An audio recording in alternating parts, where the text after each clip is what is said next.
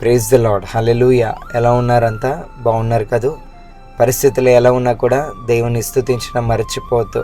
మన ఆధారము, మన ఆశ్రయ దుర్గము ఆయనే. మన పరిస్థితులు చక్కదిద్దగలిగే సమర్థుడు కూడా ఆయనే. ఈ సమయంలో మీతో ఒక చిన్న మాట పంచుకోవాలని ఆశపడుతూ ఉన్నాను. యెషయా గ్రంథము 45వ అధ్యాయము 2వ వచనం మనం చూస్తే, నేను నీకు ముందుగా పోవచ్చు, మెట్టగా ఉన్న స్థలములను సరాలము చేస్తాను అని ప్రభు మాట్లాడుతూ ఉన్నారు. ఈరోజు వాక్యం వింటున్న ప్రియ సహోదరి సహోదరుడా, నీ జీవితంలో ఏ మార్గం గుండా నువ్వు వెళ్తున్నావో నాకైతే తెలియదు, కానీ ఆయన అంటున్న మాట ఏంటో తెలుసా?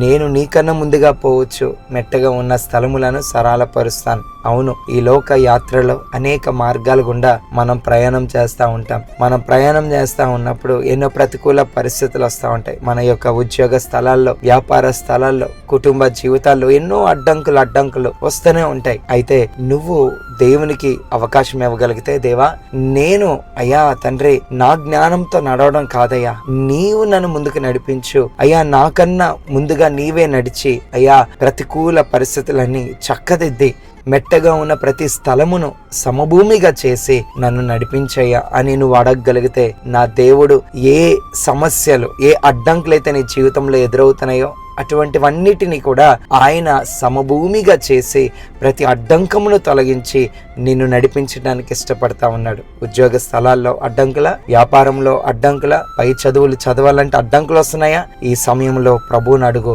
దేవుడు నీ జీవితంలో ఘనమైన కార్యాలు చేయుదురుగాక. మెట్టగా ఉన్న ప్రతి స్థలమును సరాలము చేసి సమభూమి గల మార్గములో, స్థలాల్లో నిన్ను నడిపించుదురుగాక. ఆమేన్. ఈ మాట యందు విశ్వాసం ఉంచు, ప్రార్థించు.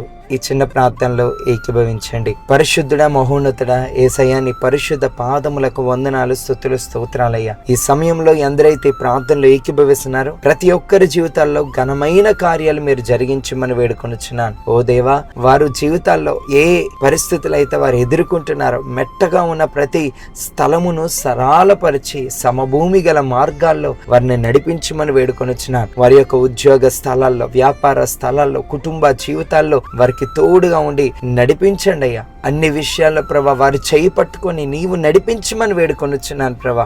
ఎవరెవరైతే అనారోగ్యాలతో ఉన్నారో, ఆర్థిక పరమైన ఇబ్బందుల్లో ఉన్నారో, కృంగిపోయి ఉన్నారో, వారిని లేవనెత్తి స్వస్థపరిచి వారిని నీ సాక్షులుగా నిలవబెట్టమని వేడుకొనుచున్నాను. ప్రతి ఒక్కరిని దర్శించండి అయ్యా. నీ శక్తి బలముతో వారిని నింపి నీ మహిమ కొరకు ప్రతి ఒక్కరిని వాడుకోమని, మహిమ ఘనత కీర్తి ప్రభావములు మీరు మాత్రమే పొందుకోమని నజరేయుడైన యేసయ్య నామములో ఈ యొక్క ప్రార్థన అడిగి వేడుకొనుచున్నాం మా తండ్రి. ఆమేన్.